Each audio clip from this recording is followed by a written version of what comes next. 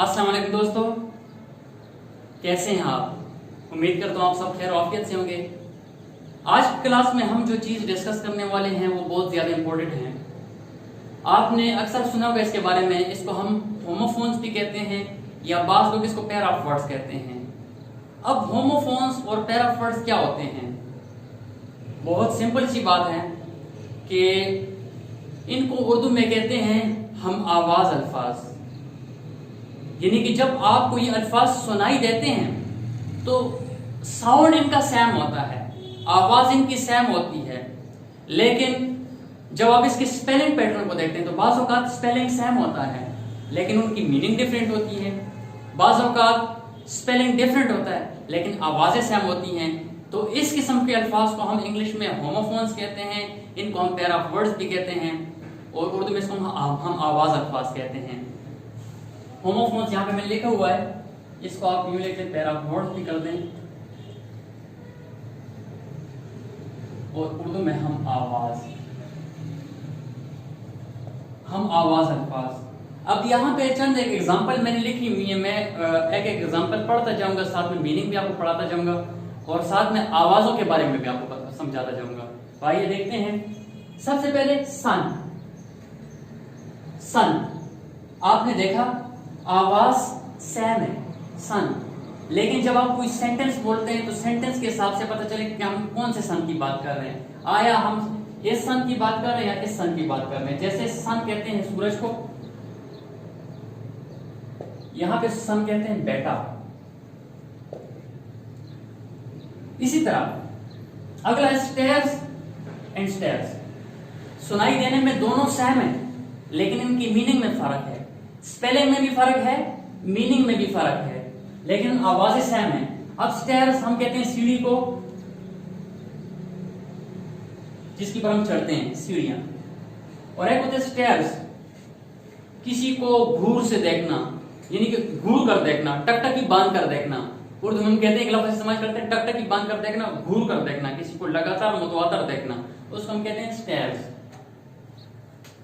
मैं लिख देता हूं टकटकी बांध कर देखना, ठीक है। अगला लफ्ज हमारे पास एट और एट।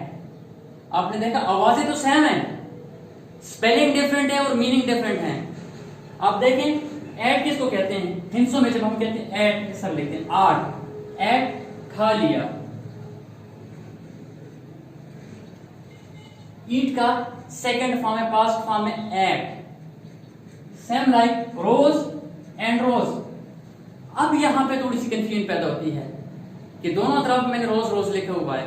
एक रोज फूल को कहते हैं और दूसरा रोज हमारे पास राइस का सेकंड फॉर्म है, राइस उठना, रोज उठा, पास्ट फॉर्म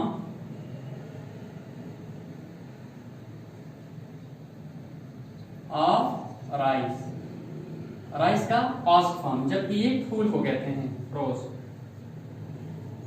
अगला लफ्ज हमारे पास सेल एंड सेल। सेल कश्ती के लिए हम इस्तेमाल करते हैं, बोट के लिए,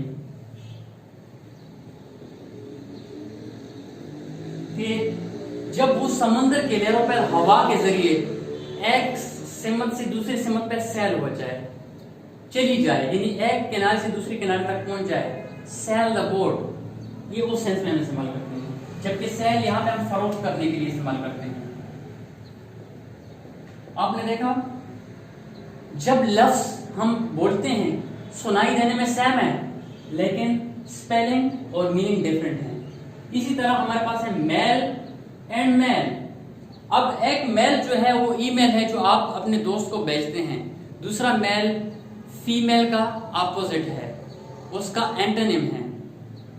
इसी तरह हियर एंड हियर, एक सुनाई देना और एक यहां, सुनाई देने में सेम है लेकिन स्पेलिंग एंड मीनिंग डिफरेंट है। इस तरह वेस्ट एंड वेस्ट, एक कमर को कहते हैं ये कमर, और दूसरा हमारे पास वेस्ट है, वो जाया करने के लिए हम इस्तेमाल करते हैं। इसी तरह टायर एंड टायर, एक टायर थकने को कहते हैं, दूसरा टायर पहिए को कहते हैं, घूमने वाला पहिया।